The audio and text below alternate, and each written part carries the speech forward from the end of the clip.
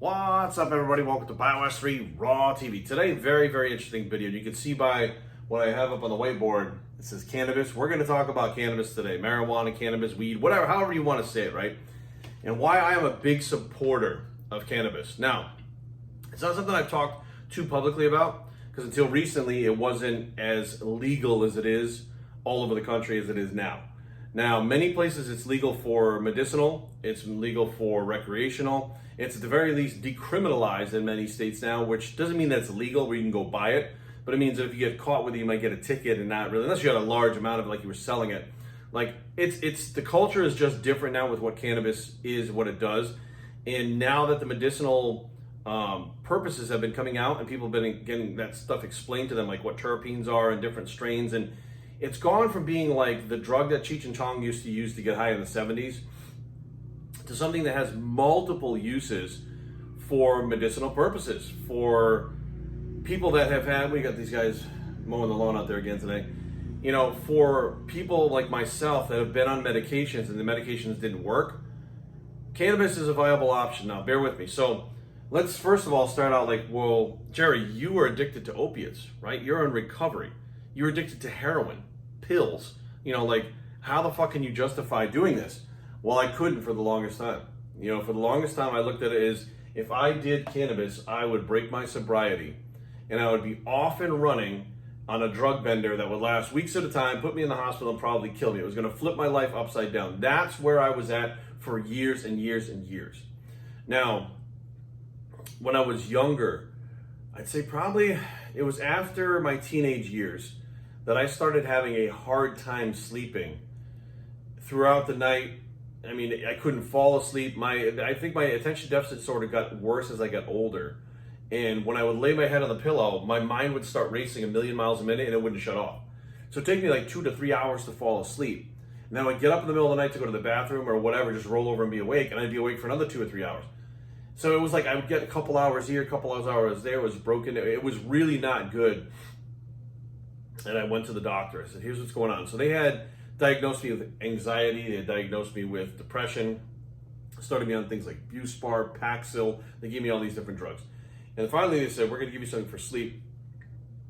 It was called trazodone. Now, anybody that knows what trazodone is, this is a dirty drug. And I was taking 2 tabs, which I would believe was 100 milligrams of trazodone before I go to bed at night. Now, the trazodone worked. I would be able to go to sleep, and it would knock me the fuck out after it kicked in. However, after 2 to 3 hours, I would pop back awake again, and the trazodone would still be working, but I couldn't sleep. So now the trazodone makes you feel like you're really, really drunk, like you're super impaired. So you can't even get up to go to the bathroom on trazodone. I mean, it is a hardcore drug. So after a little bit of time on this one, I was like, I can't fucking take this anymore because I can't even just function as a human being. So I'm still not getting sleep, but I'm all fucked up throughout the day too because this stuff was very long acting. So the trazodone kind of fell by the wayside. I said, I'm not doing this anymore. I'll just fucking suffer. And I did. And what I wound up doing was medicating myself with, of course, alcohol, with drugs. Right? I tried meditation. I tried, every remedy you can think of until I finally found one that was working for me, and that was Benadryl. Regular over-the-counter Benadryl. So what I would do is take 1.5 tablets every night about 2 hours before we go to bed. It would take about 2 hours to fully kick in, and I would go to sleep finally. And I would sleep 6-7 hours, maybe 6-7 hours. I would wake up and I would have the Benadryl hangover for 3 or 4 hours. Like where I really couldn't function, I was foggy. But this is what I did, until, man, probably from my mid-20s until 2016, into my mid-30s. So for like a decade, a little over a decade, I was taking Benadryl every night just to sleep. And that includes when you guys saw me on camera. I mean, I was literally taking Benadryl to sleep every night. When I started my YouTube channel, 2010, every single night, Benadryl, that was my thing. I would try GABA. GABA didn't work that well for me, so I needed something stronger. Benadryl, that's where I was at in my life. Until 2016. In 2016, I went out to Vegas. And my life changed. how did my life change? So I went out there for Super League. And what Super League was a sport created based on Dorian Yates' training system, Blood and Guts. And that's where I got to meet Dorian Yates. I got to know him a little bit, hang out with him that weekend, and really got to converse with him on a level outside of bodybuilding. And we were talking, and he was a big supporter of cannabis. And I said, I haven't slept a while. I take Benadryl. He said, why don't you just take cannabis? And my answer to him was, I have a drug problem, right? I have a dependency on opiates. So I don't want to take this and trigger something in myself and be off and running. And you know what he said to me? He said, well, what makes you think that the cannabis is not okay, but the medications like trazodone they gave you are okay? And I was like, interesting, because the trazodone fucked me up so bad. Like, people take trazodone and fight off the sleep to be fucked up. I was like, wait a minute, you're right. The doctors are prescribing me heavy medication that's very, very addictive, and they're not worried about that messing with my brain. So what I did was I went back to my hotel. I started looking up cannabis, opiates, etc., how they work, the different receptors in the brain, etc., etc. And that's where I made the decision. I said, you know what? Maybe that's a viable option. It's a natural option compared to a drug. This might be something for me. So I went to the dispensary in Vegas. I got 5 milligram edibles. I took a half. I ate it. I sat in my room. I said, well, nothing's really going on. I don't think this stuff works very well. Fuck it, whatever. But I didn't take the Benadryl that night. So I went to take a shower, and I started to get drowsy when I was in the shower because the edibles take forever to kick in. So finally, I get out of the shower, and I was like, man, I think I can sleep. I went to sleep and slept 7 hours that night. The next day when I saw Dorian, I was like, you have no idea how well that worked. Not only did I sleep 7 hours, took a while to kick in, like 45 minutes, which was about half the time of the Benadryl. However, when I woke up the next day, I didn't have a Benadryl hangover. I felt completely rested. I felt fine. I felt great. In the carryover, the psychoactive effects of the cannabis goes away when you wake up. However, those terpenes and the CBD and stuff that were still in there, they help you with your mood throughout the day. And I was like, this is unbelievable. But again, that was medicinal. It was out, like, we didn't have that in Virginia at that point, right? We didn't have that in a lot of states at that point. So now we're still sitting there going, this is great for people that are here and they can use medication that actually helps them. But for somebody like me back there, shit, this is not going to work. And I really started kind of weighing the options. So I bought a bag of edibles. I took them home with me. When I ran out of the edibles, I went back to the Benadryl. Totally different experience. So that's when I talked to my wife about it. I said, I think I need to try to get a medicinal card for this cannabis.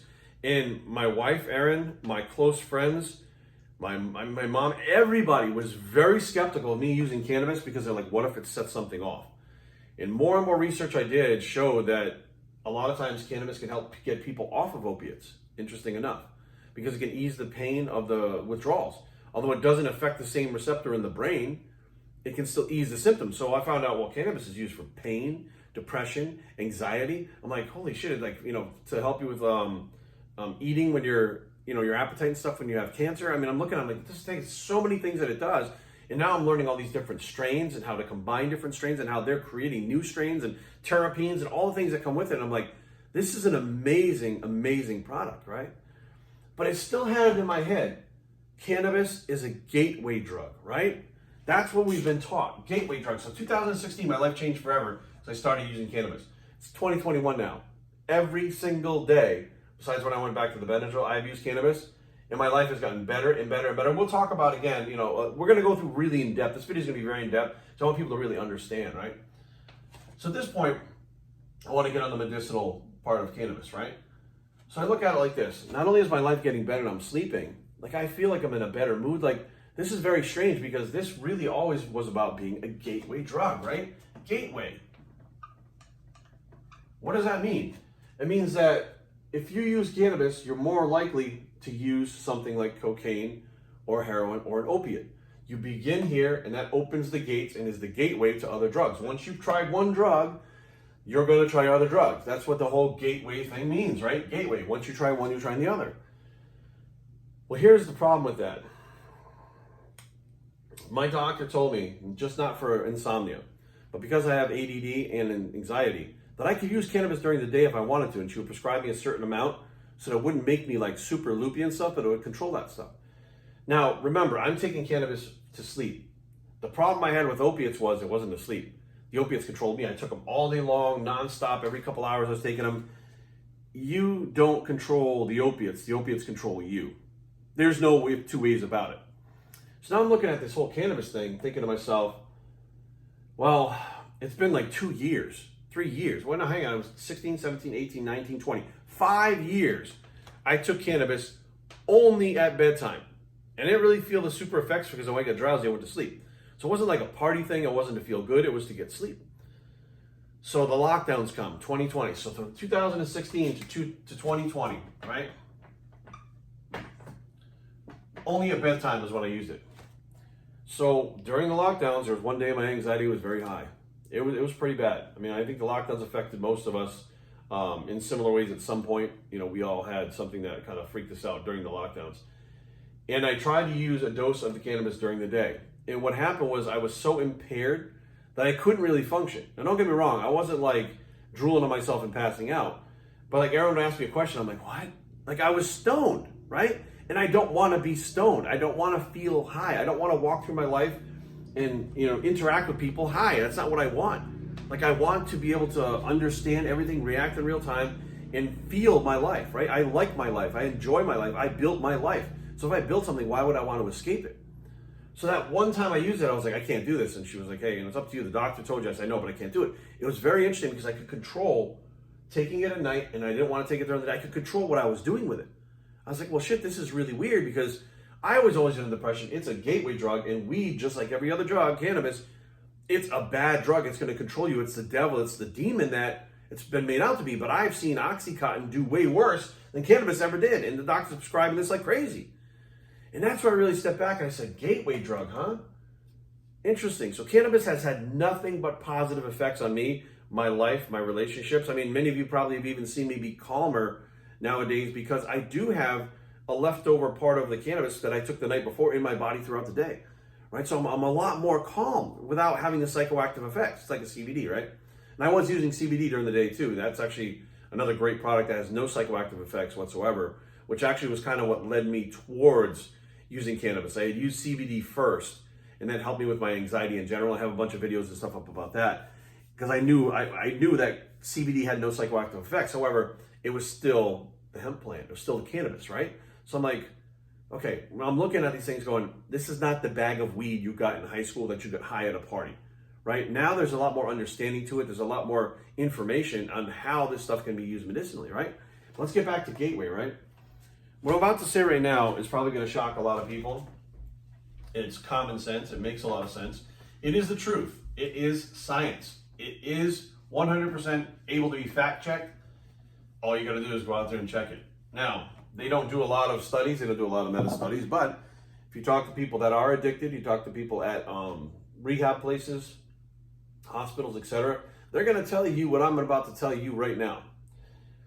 So cannabis was long held as the gateway drug from hell, right? It was cannabis. Cannabis. You use cannabis, you're going to use another drug. Now, I started asking people that were addicted, in recovery, etc., people that have used opiates, cocaine. So have you ever used cannabis before, right? And then almost all of them said yes, right? I said, well, that proves it. That's the gateway drug right there. It proves it. What did you think of cannabis? I didn't really like it. Really? Yeah, it wasn't really for me. So how long did you use it? I tried a couple times. It wasn't a big deal. So although you used it, it wasn't something you liked to continue to use. So it wasn't like you were like, hey, I like this. Let's try cocaine.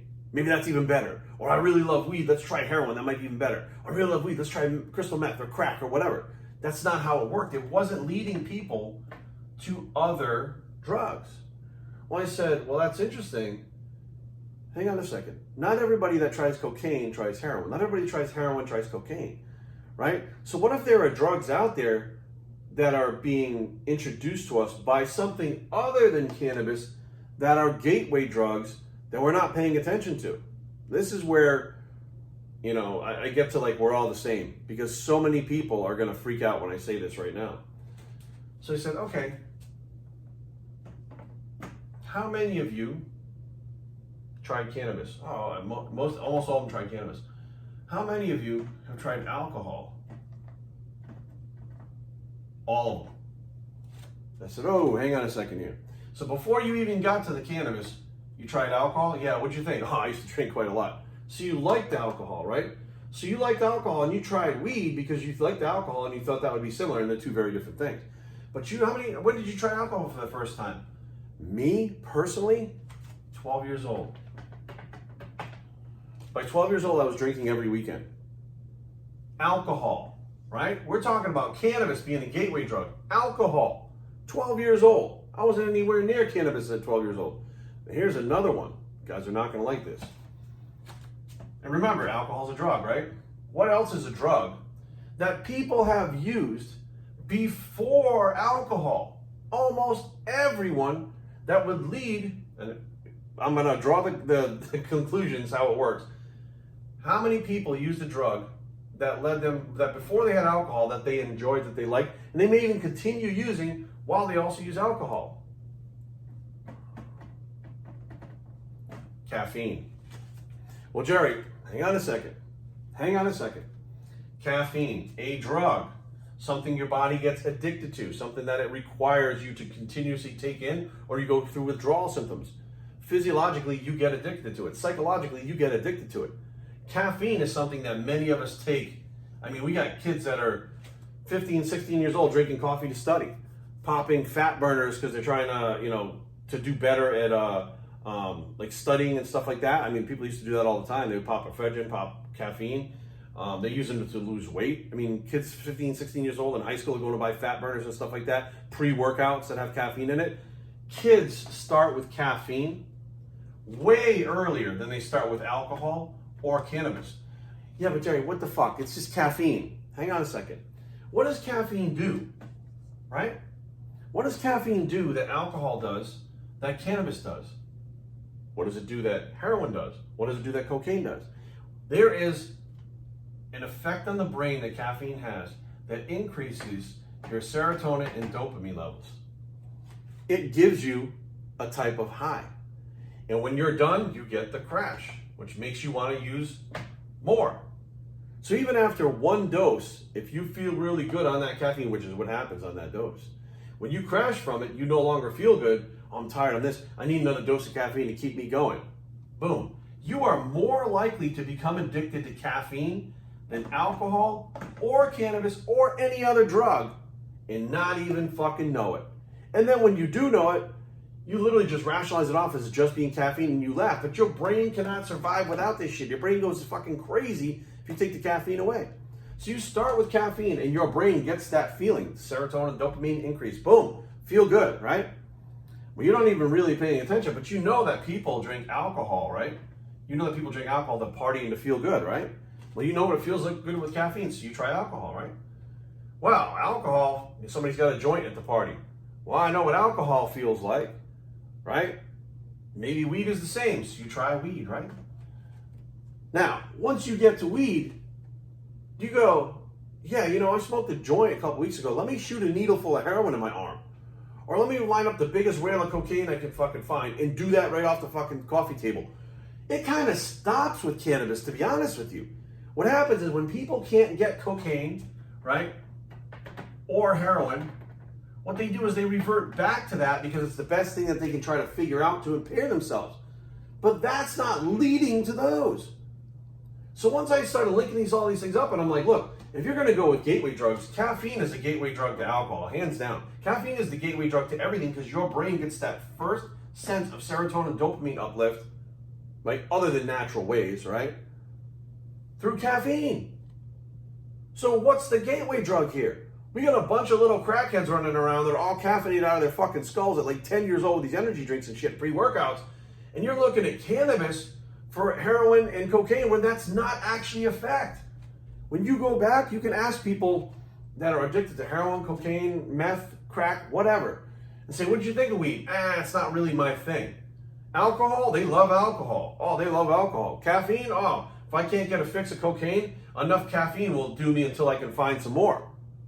Interesting, right? So the gateway drugs, alcohol and caffeine, why the fuck are these sold legally all over the place, and those lead to more people using harder fucking substances than cannabis? Another one people don't like to hear about, nicotine. Man, my fucking writing sucks on these things. Nicotine, legally sold. You ask, I think I might literally be the only fucking former heroin addict that never smoked a cigarette in his entire life. I never even took a drag of a cigarette my entire life. Both my parents smoked growing up, and I fucking hated it. I hated the smell. I hated the fucking taste of it. I hated everything about it. I despise it so much to this day, me and my brother both, that neither one of us ever even taken a fucking drag off a cigarette ever in our entire lives. But that, you only got to be 18 years old to get addicted to that. And that, I'm telling you right fucking now, is a gateway drug to alcohol, is a gateway drug. Well, we'd have to go up here to the cocaine. Oh, make a big arrow over here to cocaine and heroin. Because when these people start to come down and they can't get their stuff, I've seen it with my own two eyes. They'll smoke like 2-3 packs of cigarettes a day to try to get that nicotine rush, to get more serotonin and dopamine in their brain, to try to cover what they're losing from the cocaine and heroin. So these two are absolutely linked, and you can buy this one, 18 years old. Walk right into the supermarket, walk right into the pharmacy and buy that. Right? Nicotine. You can buy lozenges, you can buy gum, you can buy cigarettes, you can buy dip, you can buy whatever the fuck you want. Right there, boom. And nobody's saying a fucking word about nicotine or caffeine being gateway drugs when those are the two that people up here on cocaine and these hard drugs always revert back to. They don't go to weed. Weed doesn't cut it for them. There's a stronger effect to the brain like cocaine and heroin that caffeine and nicotine cover that cannabis doesn't. Alcohol, I'd say alcohol too. They'll drown themselves in alcohol until they can get some drugs too. These 3 gateway drugs right here, which are legally sold, available to everybody over the age of 18 here. You don't have to be 18 for this one. And 21 here. They go through phases of getting you addicted to shit. There are phases of gateway drugs. You could be 10 years old. I don't know why the fuck you do this, but drinking your energy drink at 10 years old because it's a fad. Boom. You're already drinking something that's doing the serotonin, dopamine raising to your brain right now. Right? So you're conditioning your body to not naturally feel good. It's artificially feeling good. So when that wears off, you want more of that. You become addicted to caffeine. Now, you may not be the type of person that has to fucking drink 10 cups of coffee a day. But you could be the type of person that needs that cup of coffee in the morning to set your brain right for the rest of the day.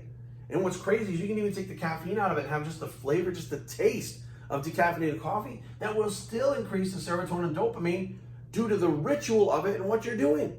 So technically your brain can create something that can make you addicted to it even without having an addictive drug in it.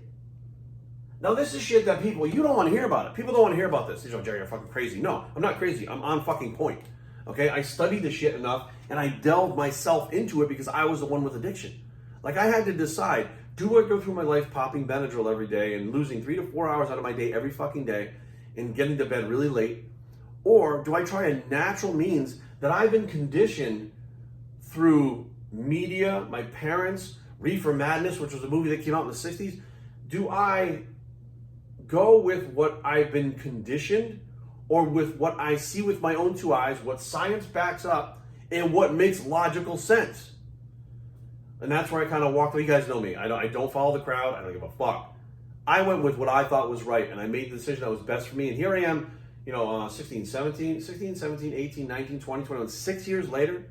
And not only have I taken cannabis every night to sleep, but there's been a positive effect on my life all the way around. And when you stop and look at that and you go, well, what are the bad things about it? Well, at this point, it's legal, right? At this point, there's no withdrawals from it. At this point, there's not any kind of overuse of it. There's no, deep medication during the days, anything like that. So what is there? You take it before you sleep, which is what they wanted me to do with the trazodone, which is what I did with the Benadryl. But I swapped out a natural thing, which is the cannabis, for the hard drugs that I was taking before. Makes fucking perfect sense to me. And now this may seem to some people like, well, he's fucking rationalizing. You're damn right I'm rationalizing, because I went through and looked at all this shit, and only a fucking idiot wouldn't be able to understand what I'm saying right now. Only somebody that's so brainwashed into thinking alcohol, caffeine, nicotine are okay and cannabis isn't. Those are the type of people that think I'm rationalizing it. Realistically, if you could take emotion out of it, you could take everything that you've been brainwashed into thinking about this. My father was very against cannabis. My father cannabis was the devil. Weed was the devil. Pot was the devil. He fucking hated it. That man went through so much fucking pain and suffered so fucking much in his life.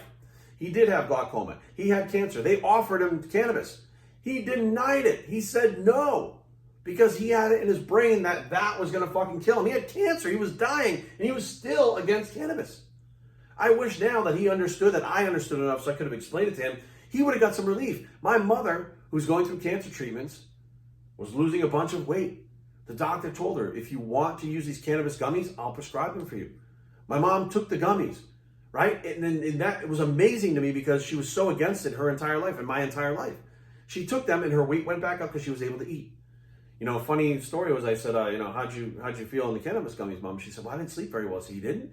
She goes, no, I got up like 5 times to eat. I said, okay, that's what it's supposed to do. It helps you sleep and helps you eat, right? So I looked at it, I'm like, I really personally have never seen in my lifetime people that I've known have smoked weed for 30, 40 years at this point in my life and have never seen their lives crumble because of marijuana.